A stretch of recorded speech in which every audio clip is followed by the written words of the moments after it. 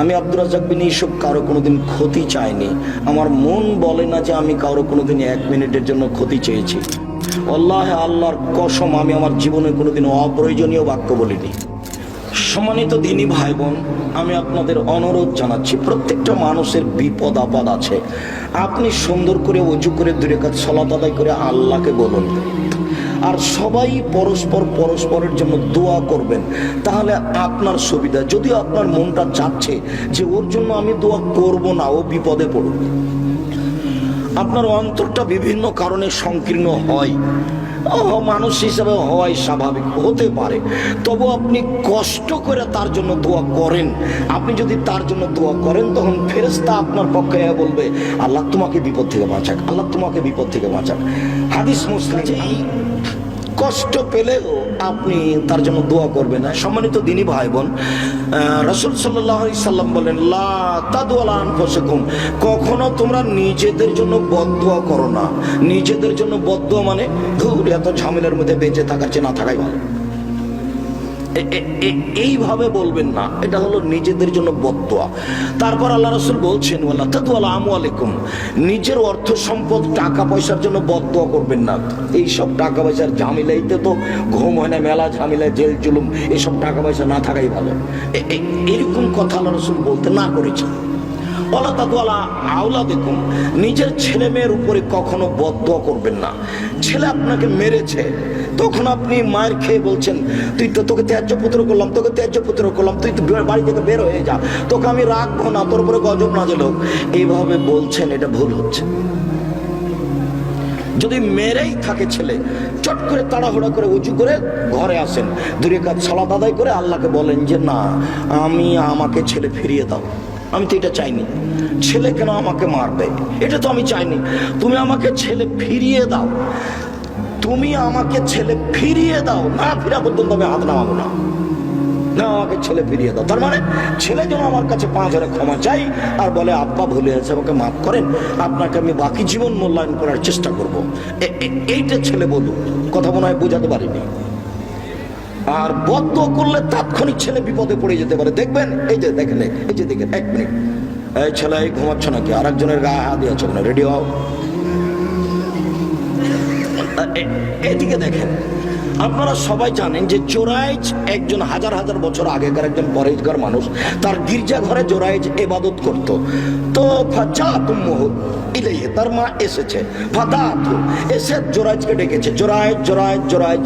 তখন জোরাইজ বলছে, উসাল্লিয়া উজিবহা, আমি সালাত আদায় করব না মায়ের ডাকে সাড়া দিব, আমি সালাত আদায় করব না মায়ের ডাকে সাড়া দিব। এ বলতে বলতে একটু দেরি হয়ে গেছে। দেরি হতে না হতেই ওর মা বলছে, আল্লাহুম্মা লা তুমি তো তুরিয়াহু জুহাল মুমিসাত, আল্লাহ তুমি এই ছেলের মরণ দিও না অতীতালয়ের মহিলার মুখ দেখা পর্যন্ত, আল্লাহ এই ছেলের মরণ দিও না খারাপ মহিলার মুখ দেখা পর্যন্ত। মা এভাবে বলে চলে গেছেন। যেতে না যেতে খারাপ মহিলা উপস্থিত, এসে তাকে অশ্লীল কাজের প্রস্তাব দিয়েছে। তিনি তা অস্বীকার করলেন। ছি, বলো কি তুমি?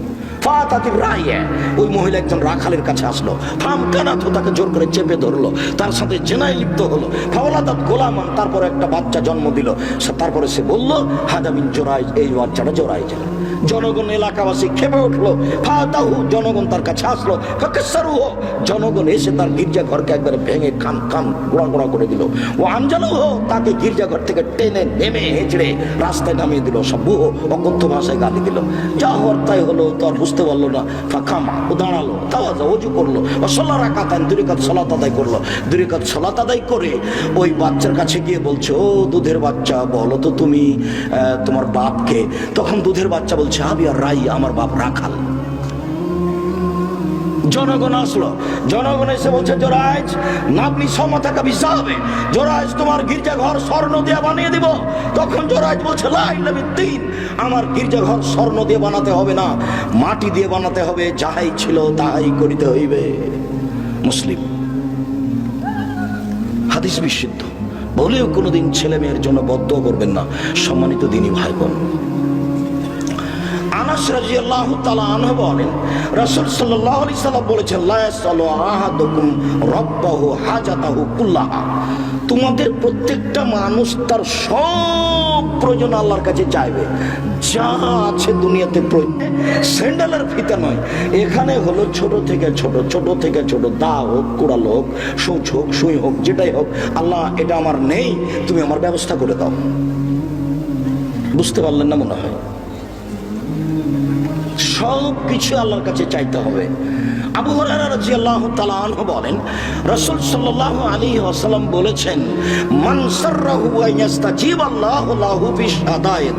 কেউ যদি বিপদে পড়ে তার দোয়া কবুল হওয়া চায়, কেউ যদি বিপদে পড়ে তার দোয়া কবুল হওয়া চায়, ফালিহসির দোয়া ফির রাখায়, তাহলে যখন ভালো অবস্থায় আছে সেই সময়ে যেন আল্লাহর কাছে বেশি বেশি দোয়া করে।